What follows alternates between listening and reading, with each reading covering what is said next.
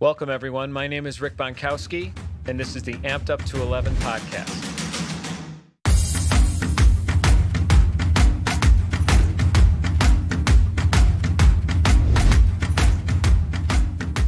I'm very excited. We've got Jonty Warneken here today. Jonty is a below-the-knee amputee. He is an ice swimmer. He's actually an ice miler. We're going to get into that a little bit later. He's a triathlete. He is an investment management consultant. If you could imagine that he does that as well on top of all these other things. Jonty is also a director of the International Ice Swimming Association. Jonty Warneken, thanks for being here today. Good to see you. Good to see you too. Hope you can hear me. I know my Wi-Fi is not great. Well, I think we're going to try to muscle through here. We're going to hope for the best. Where in the world are you right now? That might explain our connection. So I live in the countryside in North Yorkshire in the north of England. So Wi-Fi isn't the strongest around here, put it that way. Certainly, I understand. And we are going to do our best to get through this and get as much of a benefit out of your story as possible. You know, Jonty, I've read up on you. I've done a deep dive on your history and what has brought you to some of these amazing things you're doing now and today.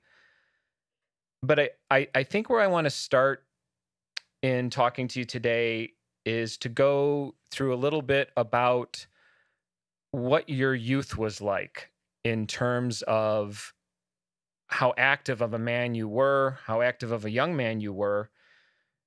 And from what I've read, you were involved heavily in rugby. You were in military prep, as well as, weren't you a black belt as well at one point? Yeah, jiu-jitsu. Yeah. Jiu-jitsu, wow. So can you talk a little bit about that? What those years as a young man were like for you? I'm very lucky. So I was educated at what we would call private school, public school, which is private school. So my parents paid for me to go away to school. So from the age of 10, I boarded. I slept at school. My parents moved to Papua New Guinea for 3 years when I was 10. So I basically had to board. And then I went to public school at the age of 13, a Jesuit college, one of the oldest Jesuit colleges in the world, actually, called Stonyhurst College. And I went there from age of 13 to 18, which is traditional in the English educational system. And I love playing rugby. I've been playing rugby from the age of 7. All I ever wanted to do was play rugby for my country and be in the military. And so that's what I did. I played rugby for what we call the county, which is a bit like the state in America. I played for the north of England, so it's like playing for the western states or the southeastern states. I was in the Combined Cadet Corps, which at my school was just Army, so I was a junior under officer in that. I swam. I still swim, obviously. I did jiu-jitsu, got my black belt at the age of 17. I got my pilot's license at 17, which is before I got my driving license. I just had a great education, and it was all about rugby and the military for me, and with a good, great set of mates who I still see very, very regularly. And then at the age of 18, I went to university, where I continued playing rugby, continued doing jiu-jitsu, continued flying a bit. And I basically went to university to just get 3 years away from being in all boys education, and before I joined up. So I had an absolute ball. I didn't take my studies too seriously, put it that way. And then I went to the Royal Military Academy at Sandhurst in September '93 to become an officer. So that's our equivalent of West Point. And I got medically discharged out of there in July, crashed my car in November, spent 6 months in hospital, and then elected to have my leg off in May at the age of 22. And so I'm gonna stop you right there, because I want to I want to pause for a moment just to sort of reflect on everything you said up until your accident. What I'm hearing, which is pretty remarkable stuff, is that at your early 20s, you were on top of the world.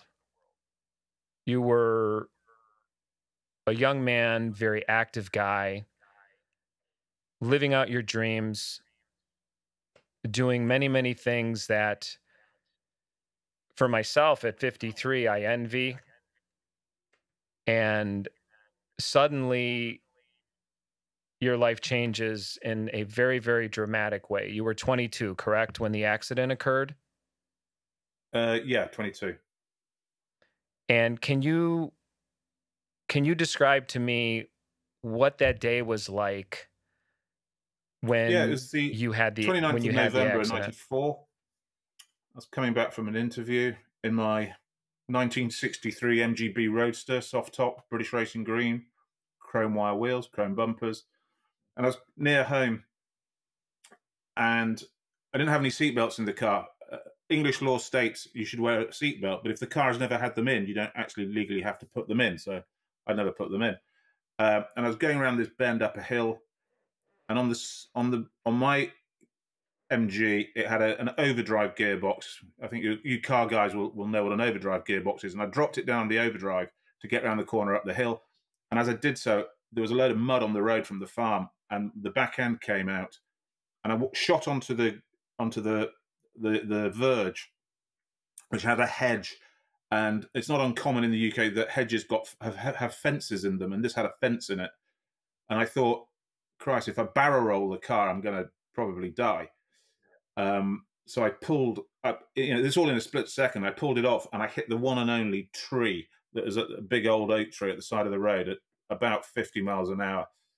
And, my head went through the steering wheel, the seat shot forward, I smashed my legs to pieces, and I nearly hit the local vicar, the local padre.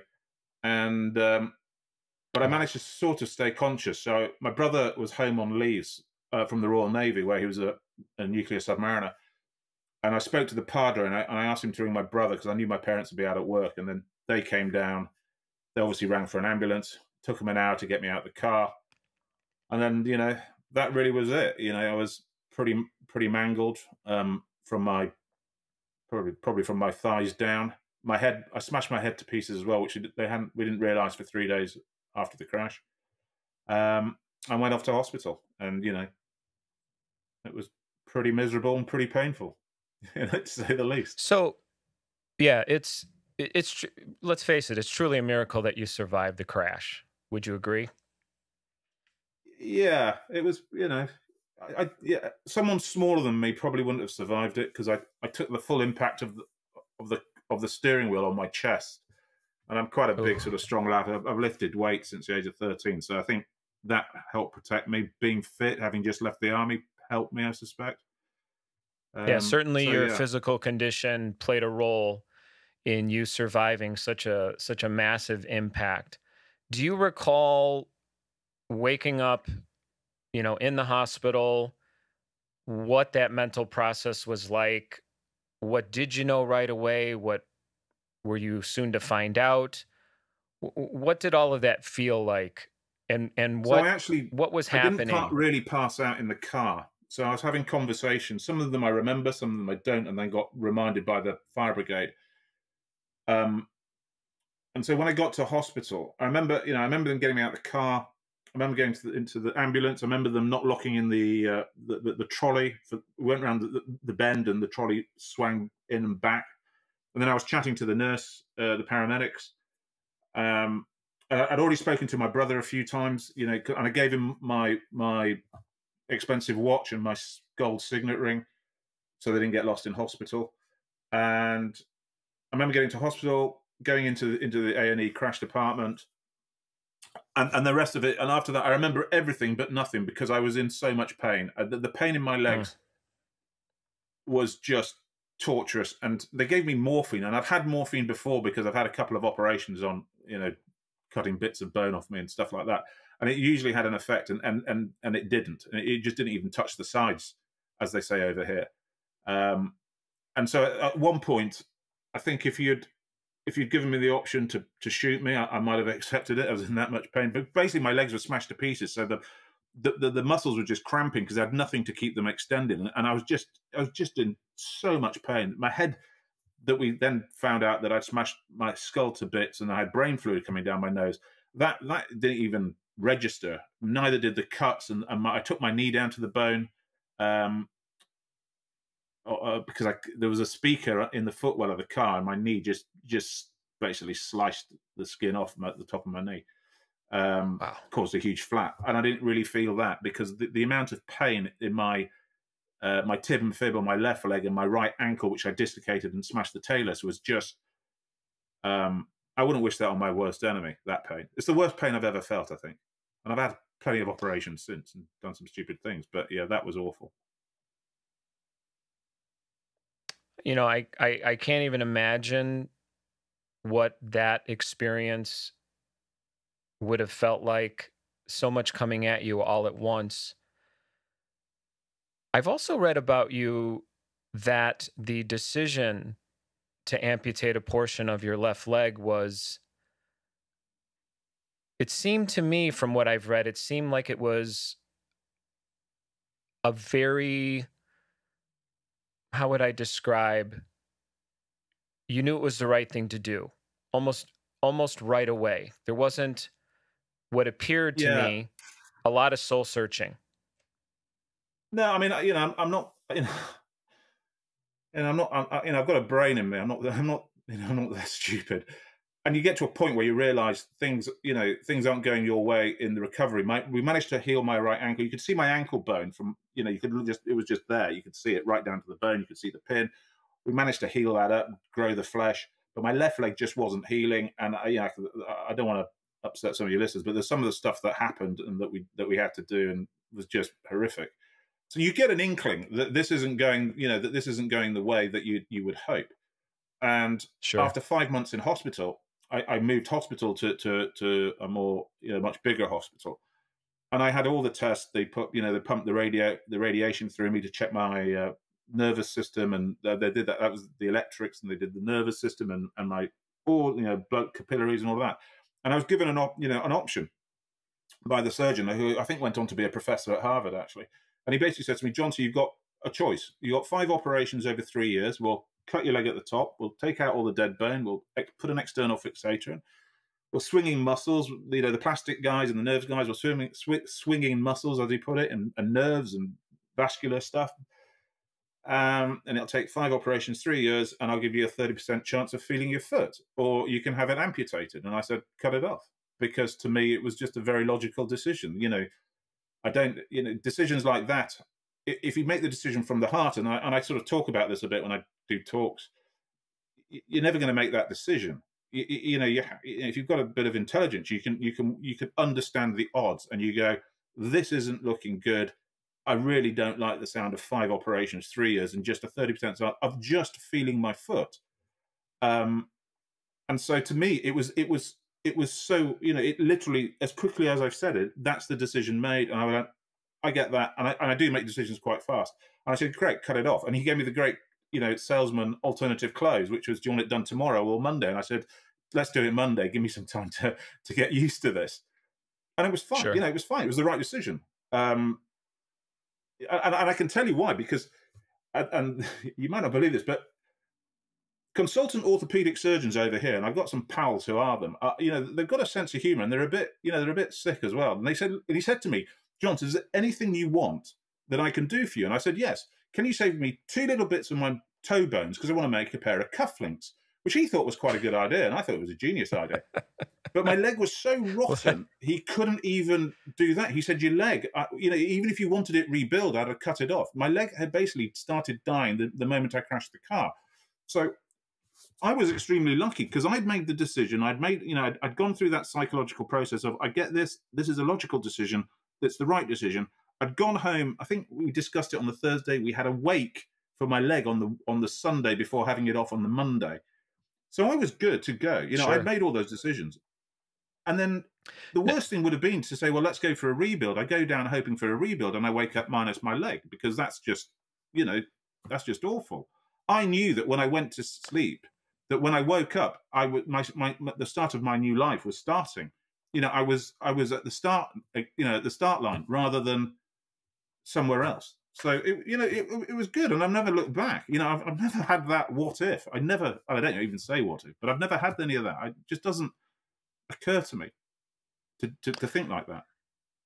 When you came out of surgery and began your rehabilitation, what was that process like for you? And what I mean by that is, what was the duration of time that you would say, coming back from such a sort of a large scale accident, not just necessarily losing a portion of your left leg, but having some other issues with your I believe your right ankle.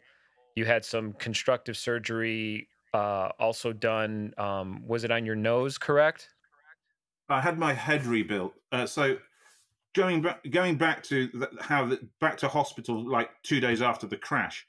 So I wake up and my legs are plastered from knee to foot after they tried to rebuild my legs. And after about 2 days, after that, I knew there was problems because I'm a rugby player and I cut, and I never healed particularly well. At university, some of my mates used to call me Uncle Fester because if I get a cut, it would always get infected. So I knew that my legs were becoming infected literally within 10 hours of waking up. And I called the nurse, who was the sister, and I said, look, we've got problems. You have to believe me. I know my body. We've got issues. This is infected. And it doesn't surprise me. Anyway, 2 days later, we went down, we cut the cast off, and they didn't want me to see because they didn't want me to see how badly damaged my legs were. And my legs were utterly, you know, they had those 2 long cuts from ankle to pretty much to my knee on my left side. And my right ankle was just cut, and it was just awful. And we got all that right. And then there'd been this fluid dribbling down my nose, and it took us 3 days to work out that it was brain fluid. And so we then had to go through the process of what the hell's going on in your brain and with your forehead and your nose. And it transpired that my head went through the steering wheel, which luckily was a wooden steering wheel. And I pulled my head off the dashboard. That's how but first thing I remember after the crash, and I only blanked out for literally a second, I pulled my head off the dashboard. I look in the mirror, there's blood everywhere coming out of my eye because a piece of wood had gone through the top of my eyebrow. Wow. And I think, I've pretty much smashed myself up here. And because I was lucid and conversational, you know, they didn't think there was that much damage to my head, but obviously there wasn't. And then we realized that my whole forehead was smashed to pieces. And I'd also pushed my nose, the top of most of my nose, back into my head. And so I severed my olfactory nerves pretty much. So I lost my sense of smell. And so we had to then start the process of that, as well as what the hell's going on and trying to get my legs healed, because my legs, the scars were just opening up and getting infected. And that's why you could see down to the bone in my ankle, and some of the stuff that was coming out of my left leg was just, you know, pretty horrendous. But we had to, you know, so there was sort of, let's get his legs right. Let's get it. Then, right, let's do his head. So to rebuild my head, they cut me ear to ear and they pulled my face down and rebuilt with titanium plates, put a screw into my nose, pulled it out, flicked it all back up and stapled again, which I believe is quite a popular way of doing facelifts now in LA. But I had mine done at 22, and my wife says it's why I look young, because I had a facelift at 22. So that was the head rebuild. And then a year later... That's a hard way to... That's a tough way to get a facelift, let me tell you. Yeah, it is. But it was free. It was on the National Health Service, so I didn't have to pay for it. So how about that? You know, there's always a plus. When you think about the total rehabilitation, I mean, what period of time are we talking about to where not only are you feeling some sense of normal again, and now you're getting ready to get into the world of prosthetics, walking with a prosthesis, functioning with a prosthesis? What period of time did that take for you? Okay, so I had my leg off on, I think it was May the 16th. It was a Monday. And I was in the pub Friday night without a leg. My dad came and picked me up, and we went to the local pub. So that was the first sort of, excuse the pun, big step, was Monday, Friday, I'm in the pub. And everyone said, talking about rehabilitation, I looked so much better, literally, that Monday the leg was off. Tuesday I looked so much better, and it was because there was so much bad stuff and rotten stuff in my leg that is obviously it was polluting my bloodstream and everything, you know, all the lymph systems and whatever causes this. So I felt better. And so we went to the pub, you know, came back to hospital that night. That was May the 16th, May the 20th, I think I went to the pub. The process of rehabilitation starts when you elect to have the leg off. So I think I elected to have it off on the Wednesday or the Tuesday is when the consultant discussion happened. They then, a physio from the prosthetics department came down before I had my leg off to show me what a prosthetic leg looked like. And you're all a bit of, okay, well, you know, is this actually happening? Had it off Monday, in the pub Friday, and then I can't, and your leg is plaster casted. I've got a very short stump, so my leg was plaster casted to keep my ligaments straight, so I didn't get a permanent curl. Otherwise, I'd have to be an above knee. And then maybe 2 weeks, once the drains came out, and that was pretty miserable. Once the scar, the stitch had healed, I went to the limb centre in Leeds, and started with a pomade and walking on a pomade. And then once that we then made my first leg, and I wanted to go to my friend's wedding with 2 legs, and that was in July. I came out of hospital on my mother's 50th birthday, which was June the 6th. So leg was off May the 16th. I was out of hospital June the 6th without a leg, and then in July I had a leg that I could walk on, albeit with a stick or a pair of crutches, so I could go 2-legged to my friend's wedding. And I actually managed a dance, which is remarkable because I absolutely hate dancing, that night. So what's that, 6-8 weeks? And then that's remarkable. I was doing physio 4 days a week in hospital, basically getting used to wearing the leg, and my stump was shrinking, so they couldn't make legs quickly enough. And then I basically then went back to started work in December. I started weight training again in September. I went back to work. I got a job and went to work in the December, and then just carried on from there, basically. So that to me that is the spirit of urgency, the spirit of I've got to get back to the things that I love doing, whether that's going to a wedding, whether that's getting back to work, getting back in the gym. All of those things, it's extraordinary that you had that sense of urgency. Where do you feel like that comes from in you? That sort of, I've got to get back to normal life as quickly as possible. I think it comes from a number of places. One, I'm a Yorkshireman, and explaining Yorkshire to America, it's a bit like being a Texan, I suppose. We're Yorkshiremen first, then we're English. It's that sort of thing. You know, Yorkshire is, and we're a tough old breed, and we speak our minds, and we just get on with stuff. So there's that whole sort of getting on with it. It's like, it is what it is. You're not going to change it. There's no point in harping about it and being miserable about it, because it's not going to change anything. You just get on with it. So that's one thing.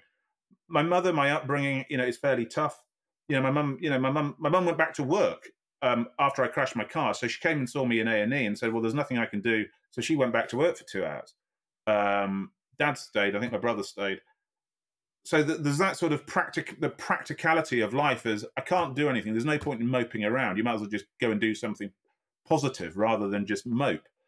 So there's that. I've got a really good family. I've got a really good, upbringing. I've got a really good set of mates who, from school and from home, who just looked after me and came and visited me every day and pretty much and all of that. And they never treated me any differently. They just didn't. And I didn't want to be. And they knew what I was like. And so we've always done stupid things with my leg and got into some mischief and all of that. So there's all of that. And then there's myself, my own sort of pride and intelligence, which is there is no point in moping about this, because it's not going to change a thing. The only way to deal with this, in my opinion, is to look forward, be positive, and try and make the best of the set of cards that have been presented to you. Life is a bit like a bit of poker. You get dealt your cards, you can pick up a couple and throw a couple away, but at the end of the day, you've got to play the hand that's in front of you. And there's no point in looking over your shoulder at what your mate may have got to play with, because they're his cards and not your cards. So just get on with it, and make the best of the situation you find yourself in. And that's what I try and do. No, I couldn't agree more with what you're saying. To hear those words is very important for our audience. Very often, because I talk to so many different amputees, people will tend to get stuck. And when we can look towards someone like yourself, who has that attitude of get on with it, this is what you're faced with, receive it, and move forward. Very often, I think we tend to, in this particular community, to focus on the negative. And Yeah. this is a difficult journey. I am not trying to discount that. I am not trying to make it seem like it's peaches and cream. It is not. It is very hard. It is very different. It is very challenging. But we have people like yourself in our community that are high functioning, active people, professional people, living their fullest life, and really setting the bar for all of us to say, hey, anything that I can do in a positive attitude or movement forward is a good thing. I'm going to have my bad days. However, I need to bring my best self to this and move forward with it.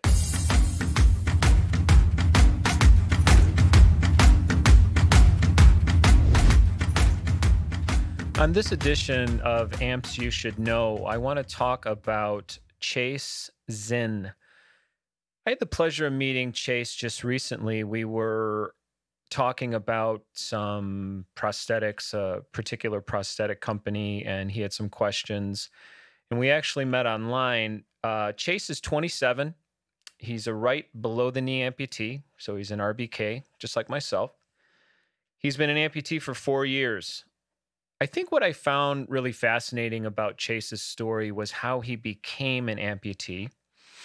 Chase was in flying school. He was on a training flight, and he experienced a plane crash. He was in midair. His engine stalled, and he basically fell out of the sky. And although he survived the crash, he was with a friend, and that friend did not make it.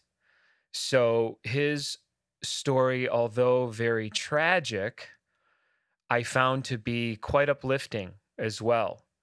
Chase is a young, bright, very, very articulate, funny individual.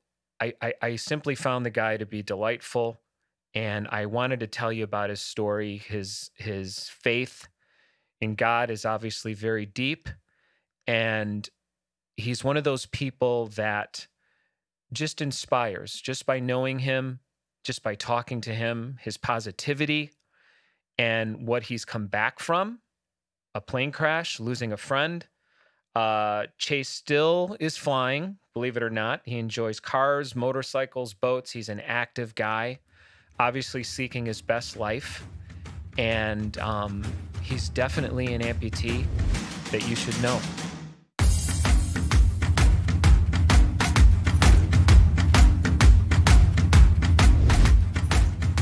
So we're back with Jonty Warneken. I want to talk a little bit more about Jonty. Obviously had a very, very rapid recovery.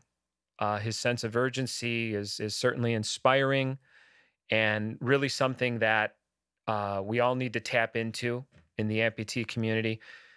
Jonty, if you don't mind me asking, at what point in that particular process of rehabilitation, I know you went back to work, when did you feel comfortable putting yourself in a space of competing, testing yourself more physically, when you started doing, let's say, more higher level athletic things, not just necessarily going to the gym and doing your physical therapy?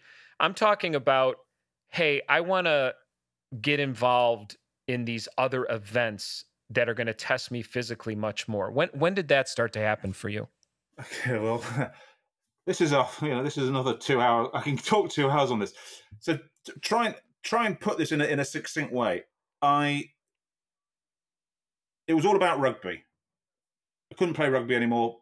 The Rugby Football Union wouldn't allow me anyway. I wrote to them. It took me 10, 15 years to find something else.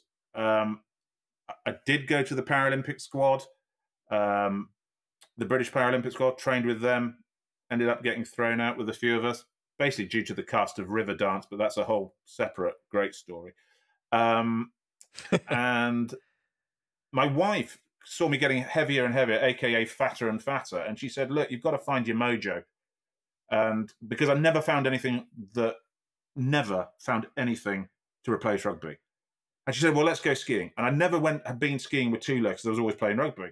So we went, the British Disabled Ski Club did an event at one of the indoor things on a Sunday night, every Sunday night, last Sunday of the month. And we tried skiing. And within the first 10 feet of sliding with my skis tied together and all of that, I knew I'd found my new sport, my new mojo, passion, whatever. So to cut a long story short, for our honeymoon, we booked 18 days at the National Sports Center for the Disabled at Winter Park, Colorado, the finest disabled ski school, I believe, in the world. And I learned to ski, and I accelerated through their process, achieved far more in the first holiday than my wife ever envisaged. And I've just never stopped. It gave me that mojo to lose all the weight that I put on, and I had help to do that and put it back on. And I've lost it again through an operation. That's another story. But it was that finding that one thing that was like replaced rugby, and it was skiing. And that's interesting. So skiing was the bridge. Skiing was the epiphany moment catalyst. Yeah. That's fantastic. And Winter Park, I don't know if you've been up to Winter Park. We have a place there now. I would live there full time if I could. I absolutely love the place. I love the place. I love the people. I love the ski schools. Some of my instructors become one of my great friends. I just think it's a magical place. And I always point to say, if I meet disabled people who want to try skiing in the UK, I say, look, if you want to go somewhere really good, I think they teach 16 to 18,000 lessons this season or a year or something. I said, go to the NSCD at Winter Park. Just go. Yeah, no, I think that so many high-functioning amputees have that moment, at least the ones I've spoken to, where they get to sort of a leveled off space, or maybe feel that things have kind of stalled a bit. And then they're looking for that catalyst, that thing, like you're mentioning, that sort of opens the door and allows you to step through it and say, I'm going to transform myself. I'm going to do all these other things now because I have proven to myself and maybe the circle of people around me that I'm capable of it. And then going from skiing, what were the next steps for you? So skiing, lose the weight. Help for Heroes started. So that's the equivalent of, in the UK, of your the charity that helps your injured troops. Wounded Warrior Project? Wounded Warrior. So it's our equivalent. So a pal of mine pinged this around, because I've got pals in the military, and he pinged it around. I said, I want to do the first bike ride. And they were basically doing 5 days of riding through northern France, through the battlefields, to raise money to provide a swimming pool at the rehab center, because members of the public were getting upset seeing injured, boys and girls at the public pool, and because people are weird. So I said, well, I want to do that. So I went on that, and I went on with a group. Through another long story short, I was looked after by a group of Royal Marines, and some I knew before, and others have become really, really good mates. And because this was at the start of the sort of the Afghan war and a lot of young amputees. And because I was sort of an old amputee by that stage, they started asking me, "John, can you help us? Can you come and do stuff?" So I would, I got rung up by a pal of mine, and he said, "Can you come and do an 8-mile speed march with some wounded commandos over?" It's a classic commando speed march. It starts at a place called Speen Bridge, and it goes 8 miles over the hills to a place called Aknakari, which is where the commandos were first trained in the Second World War. And I said, sure. I say yes a lot to things I probably shouldn't do, but I love saying yes. I just go, yeah, sure. So I started doing that. So then we ended up doing 3 Help for Hero bike rides. And then my brother got really bad depression, and he wanted to do this open water swim. And we've always swum outside, as kids. And my wife said, you should do that with him. So we went and we were supposed to be doing the 2-mile swim up in a place called on Lake Windermere, but we decided in the pub to do a 1-mile warm up in London. And then we got even quite drunk and decided to swim a 10K swim from a place called Totnes down to Dartmouth, which is where the Royal Naval College is, where he trained to be a naval officer. So we did all of that. And then I just basically carried on swimming. And then when I moved back to Yorkshire from working in the city in London, the lakes didn't shut up here. And so I started swimming up here. And then my coach said, you need to, you do need to get out of your wetsuit. And I think you could do this thing called the ice mile, which was just bubbling up in open water, in the open water community about 8 to 10 years ago. And then we realized no disabled person had done it. So I was like, right, well, I want to be the world's first disabled ice miler. So of course you trained. Do. Yeah, of course you do. Go ahead. Sorry. Of course you do. And so we trained for it, and I did it. And I actually ended up doing what's known as an extreme ice mile, because I did over 2 kilometers in sub 5 Celsius water. And so I became the first disabled ice miler. And then I got thing came an opportunity to join the international board. So I sit on, as you say, I sit on the international board, where we're responsible for for the whole sport, governing sport, doing world championships with a view of trying to get it to the Winter Olympics. And I do a lot of trying to get more swimmers, into disabled swimmers and para swimmers, into the ice, or para swimming anyway, and then into the ice, because I think it's fab. There is no reason why they can't, or why we can't. So I want to pause just for a second. I don't mean to break your momentum. I want you to just explain to the audience what the ice mile is, what that involves in terms of, obviously as an event, because I think this education is important, but also what's involved in training, prepping, competing, doing all of these things that, to me, as someone who doesn't necessarily engage in these kinds of extreme sports, what is this all about? If you were to sit someone down and say, this is what this is all about in layman's terms, present that to us a little bit. Okay, so ice swimming there's winter swimming and ice swimming. And winter swimming is a bit like polar bear swims is probably the shortest one that may be more familiar to you guys over in the States. And there is the social swims, and then there's the competitive side. Well, in ice swimming, we push the distance and we push temperature. So the ice mile it's the qualifying swim to be able to be a full member of the International Ice Swimming Association. We don't race it. It's a individual, an individual achievement that you just go and do. And what it is a 1-mile swim. Water has to be below 5 degrees. You can wear a standard swimming costume, no wetsuit, 1 cap, pair of goggles, earplugs and nose clip should you wish. No grease, nothing like that. And you go and swim it, and you can swim it any stroke that you declare. And you have to have medicals beforehand to make sure you're fit enough and your heart will take this. And so you have the standalone swim. Then we have the competitive side. So our maximum distance that we race in the ice at the moment is 1 kilometer. And we race, that's a race, and you get in and you're off. And it's tough because there's no acclimatization, which is not great. And you're pushing it because you're racing. So you're pushing your bodies into stress levels that aren't sometimes aren't comfortable. And so we race we race the 1K, we race 500 meters, we do a 4x250 relay, which is always mixed. That's the country relay. And then we'll do some of the shorter distances as well. And we play around with which ones we're going to swim depending on the length of time we've got to hold the event. So if it's a 3-day event, we'll have less than if it's a 4-day event. So what is the future? And then sort of the adventure side. But the training is very much all the same. One, you have to have your medical twice a year to get signed off.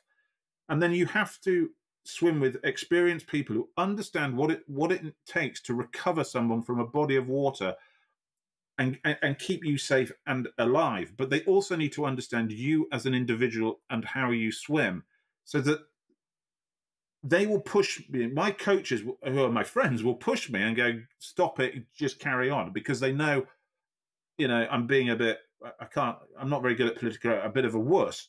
And at other times they'll say, get out, because they can see what I can't see, which is I'm suffering. And so there's a huge amount of trust involved in ice swimming.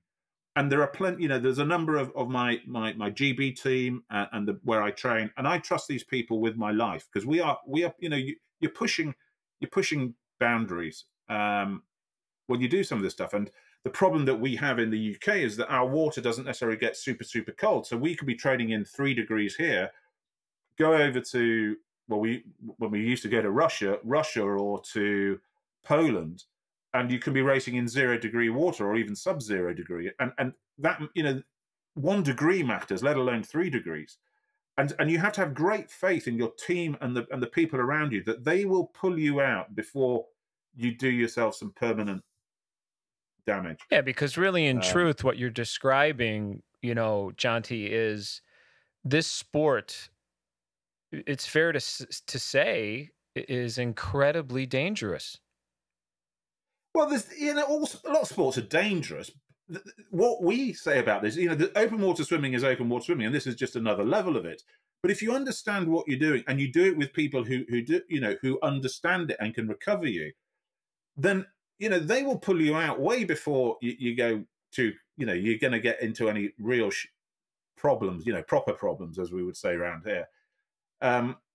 So yes, on the surface it looks it, motor racing is dangerous, but plenty of people do it, not just at not just doing the Indy 500. They're racing every week, and it's sort of that. You have to understand your body. You have to know what your body likes and what it doesn't like. I know what my body doesn't like. I've eaten things or drunk things that I've got into the ice, and water that's 3 degrees or whatever, I'm getting out because I'm just not feeling it today. I've obviously eaten, or I shouldn't have had that, and I've got out because I know it's not, and that comes with time and experience and understanding your body, what it likes, what it doesn't like. So I know what I like to do before I get into the water, and it's pretty much what I do, before I got in today. I mean, it was 12 degrees today, so I'm training for a North Channel relay, first disabled relay team going across the North Channel, and it's 12 degrees, which is deemed cold water. I know what I do, I know what I need, and my friends left me out there. They're like, oh God, he's obviously feeling it today, because I was out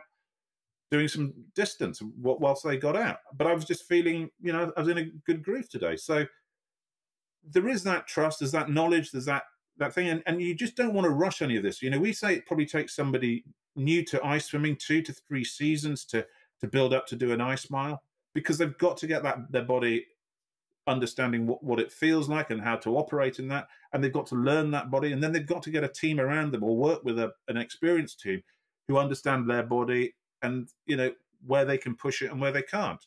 But touch wood, we've never had any problems. And where I swim, we've done over 100 ice miles. It's the world's most ice miles have been done where I swim, and we've never had I don't even think we've ever had an ambulance called. So it may sound dangerous and crazy, but if you put the right people around you who know what they're doing, and you listen and you build up to it gently, you're good, and you have your medicals to make sure your heart's fine and all the rest of it. Yeah, and I don't think crazy is a good word. I do think that, given all the nuance and the discipline that you put into it, and knowing your body, knowing your limitations, knowing your process, surrounding yourself with the right people, anything dangerous can be a very, very calculated thing. I Yeah. think the auto racing analogy is very good. You put someone on a track without any experience, you're probably going to put them in danger. However, someone that knows what they're doing, surrounded by people that are very skilled in that particular discipline, it becomes a very, very methodic thing. And I'm sure for yourself, knowing your body and knowing the process that you go through for these particular events, this is something that is very, very calculated. It's like being a surgeon. You know what you're doing. It's an event that is very well planned out, and although it is dangerous, that's when it is no longer crazy. Crazy is when someone does something that they've never done before, and they Correct. put themselves in harm's way. Yeah. Now, I know that you compete and participate in some other different sorts of events and things. Can you talk a little bit about that? You've done some triathlons as well, haven't you? Yeah. So one of the things that we have is we have a thing called the Iron Iceman and the Iron Icewoman, which is somebody who's done an ice mile and have also completed an Ironman. And so I wanted to be the first disabled person to do that. So I've been training for that. There's that and there's that first thing again, Jonty. You yeah, tend to no, gravitate towards it's, that. it's a killer. Once it's got you, it's like I want to do this. It's like the first. We're going to be the first, hopefully, disabled team across the North Channel, which is swimming from Ireland to Scotland. That's coming up in end of June, I think. And so I started training for that, and then COVID sort of has just shattered everything that all the timelines and all of that. So actually, all I know is I'm hopefully doing my Ironman in September in Italy. And it's not, and that, that's the last time I do any form of running, because my ankle is killing me as it is, and it hurts like hell. And my surgeon says, well, I can rebuild it. He's already been into my ankle 2 or 3 times already. We know it's utterly knackered. There's no other word for it. It is, it is properly bad, my ankle, and I shouldn't do anything. Even walking, I probably shouldn't do. But I suffer. And going back to what we were talking about is, I may make this sound light and easy, and it isn't. And if you want to do what I do, I always tell people, you just have to accept one thing, and that is you're going to suffer. I don't do any of this without pain, but I accept that that's part of the deal. So I know that when I swim, I'm fine. If I go and swim 5K in a lovely lake, that's cool. But if I then want to get out and ride my bike, I know that my stump's going to get really sore and my ankle's going to hurt. And then I know that if I'm then going to go and do a 10K run after it, like I did on the full triathlon in Leeds last year, or try for an Ironman, then my ankle is probably going to shut down, my stump will shut down, and God knows how I'm going to get through it. But I've only got to do it once. So that's how I think. And then I end up trying to find stuff that I can do that doesn't basically ruin my right ankle and trash my stump. So I was in the Arctic hoping to do an ultra on skis in March, and I went out I had to do a 4-day survival course, and I was doing it on skis, pulling a 50-pound poke and hoping to do this 100-mile ultra, and ended up getting COVID. So they wouldn't let those of us that got COVID race, which is a bit inconvenient. But I'm going to go to the Yukon and hopefully do it over there. So yeah, I think I recall seeing you mention that on social media. I just have a curiosity for myself in terms of the triathlon piece. When you talk about parts of your body failing, because first of all, it sounds a little bit like your ankle, meaning your right ankle, will tend to give you more trouble necessarily than your residual limb, which is obviously in a socket when you're biking and you are running. Am I correct on that? Yeah. And it's my ankle that is the issue, a real issue. Yeah. And your prosthesis, because I know you swim with no prosthesis, correct? Correct. Right. And then obviously you're getting on a bike, then you're going to a running position. Is there a switching of hardware there, or are you in the same? Yeah, I tell people, are you in this? Yeah, I tell people I switch legs as people switch trainers, or shoes. Okay. It's as simple as that. I have a leg, my everyday leg that I actually use for cycling, I have a waterproof leg, which is just a basic leg to get in and out of lakes, so I don't ruin my day leg. And then I have a carbon blade for running, in inverted commas. I used to actually have a leg for skiing, but I didn't like it. It was one that clipped straight into the binding. But I found in high-speed edge turns, there was not enough weight over the center of the ski, and my ski used to vibrate, and I found it a little disconcerting. So I ditched that, and I just go back to a suction socket on my normal leg with a normal boot that clips into the ski, and I find that much, much more conducive to the way I like to ski. I think all of this information is really, really important, because I think very often amputees that are looking into the future, looking into that space of, hey, I want to get more active, I want to bike, I want to hike, I want to ski, I want to do all these things. I think the lesson here is to adapt, to become capable of doing all these different disciplines. We also have to look at it not just from a sheer will or guts or, just pushing through it. What technologies am I employing to be able to reach those goals? Because as an amputee, of course, I'm one myself, and I'm an avid cyclist, and I'm a drummer, and there's all these different, pieces of hardware that are required for me to be able to do all the separate things that I want to do. So when I think of you in a triathlon, and you're coming out of the water in a particular leg, or getting on a bike, switching to another leg, getting on pavement to run, and that's a whole other prosthetic situation. I think it's really important to understand that this is a complex process. There isn't a one size fits all, if you know what I mean. I think that's the nail on the head. My buddy, I've got a pal of mine who lost his leg in Afghanistan, and he's a lower limb amputee. He's got a longer stump than me, and short stumps, you probably know, they're a little bit more troublesome than having a decent residual stump. You're right. It's tricky. It gets tricky when it's short. It's tricky, and he prefers completely different things that I do in legs. I always ski in a suction socket.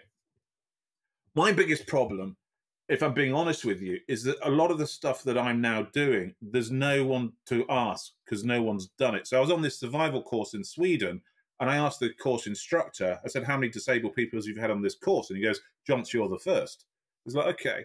When I had a problem getting into sub 3 Celsius water with the metal in my head and my ankle, I messaged the chairman in South Africa, a guy called Ram Barkai. I messaged Ram and I said, how the hell do we do this? How does it do it? He says, I don't know. You're the only one that I know who does it. Work it out and then tell us how we do it. And so you keep putting yourself in this position, Jonty. You just keep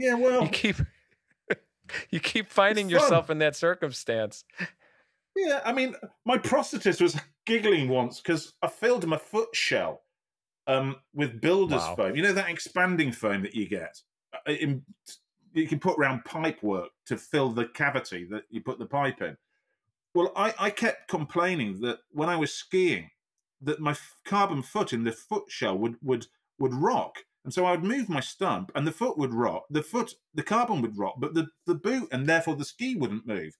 So I thought, well, this is just ridiculous. I need to have that touch that when it moves when I'm moving it. So I filled it with builder's foam. That works an absolute treat if you ever want to go skiing. No, it's funny you say that. It's funny you say that because I've burned through a few foot shells myself, and my local, I have a clinic I use in Oklahoma, but my local prosthetist said, you're burning through these foot shells like crazy. I can tell you're getting super active. But I want to go through a couple of things that I wrote down that I guess we could call these quotes from you. And these were things that definitely resonated with me.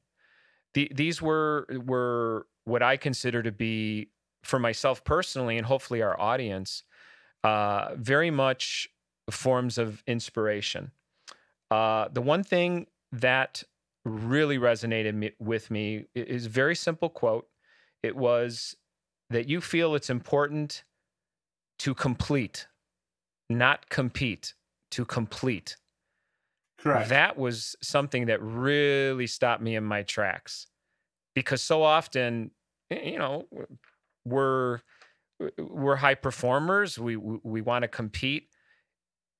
That, I think, is such a great mantra for amputees.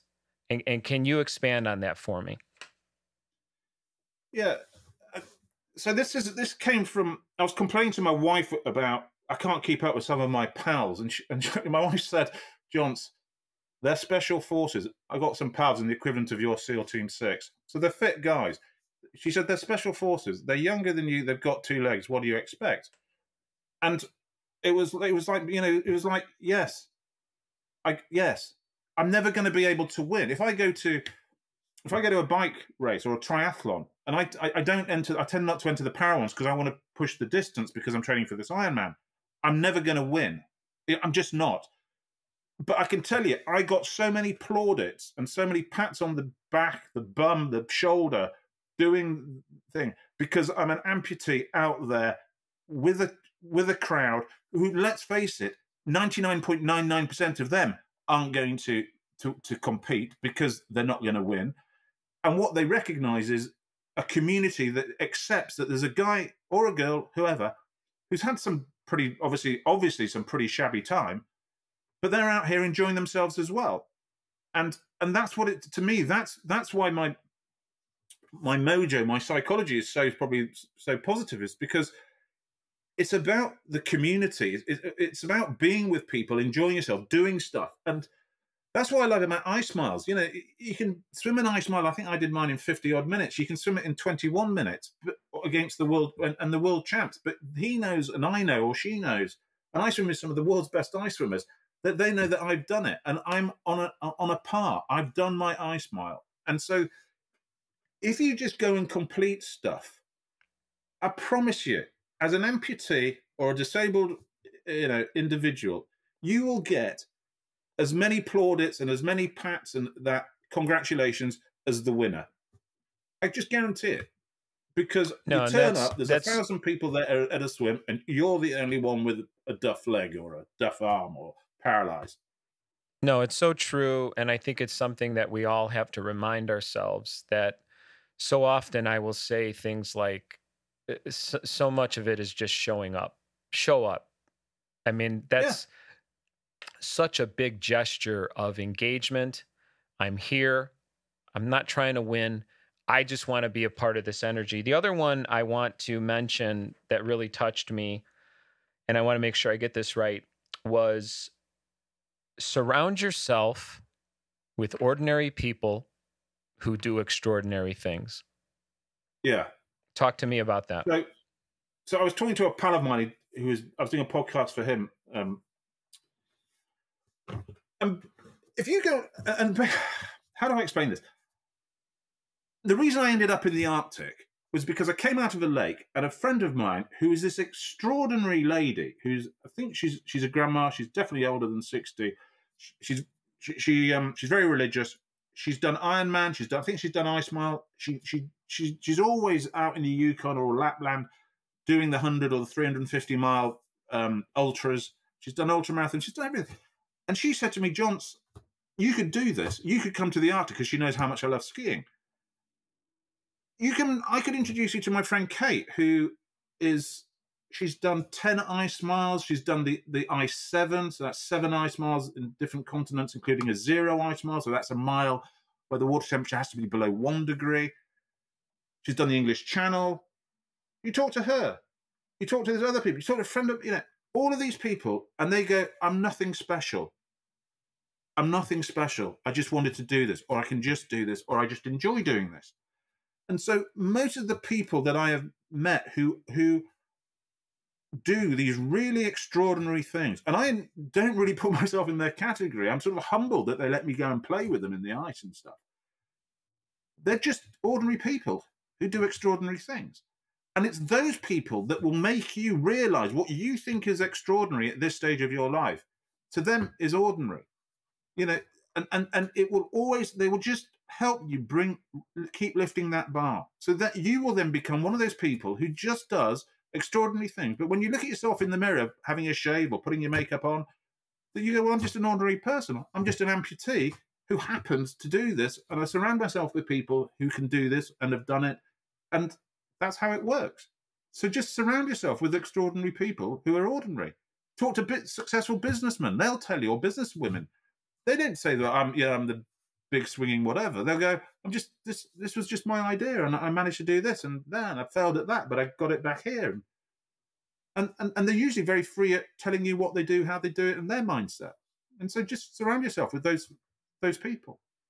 You know, you're so right. I mean, we are just ordinary people, and so often when I meet folks like yourself, obviously I follow you. I've read up on you. I admire all the things that you're doing, not only for the amputee community, but also for promoting the iSmile. You know, bringing that to the world stage is an unbelievable endeavor. So I thank you for that. But this is words of wisdom, and I hope that we've touched a few people with your story and what I see as a very no-nonsense approach to being an amputee and living your best life. So that's going to be it for us today, Jonty. I want to thank you so much for dealing with. It's been a pleasure. Dealing with. Oh no, my pleasure. Gosh, and I stay in touch. I was going to say that we've had some really nice exchanges through direct message and email, and I have this fantasy of like sitting down with you for a few hours in a pub and sharing a pint together. And I'm there. All the questions that I have for you outside of this space, you know, just getting into all the little, microscopic stuff of your amputee lifestyle. But again, thank you so much. That's going to wrap it up for us. This is the Amp'd UP211 podcast. My name is Rick Bontkowski. Health and happiness to everyone, and we'll see you next time. Thank you.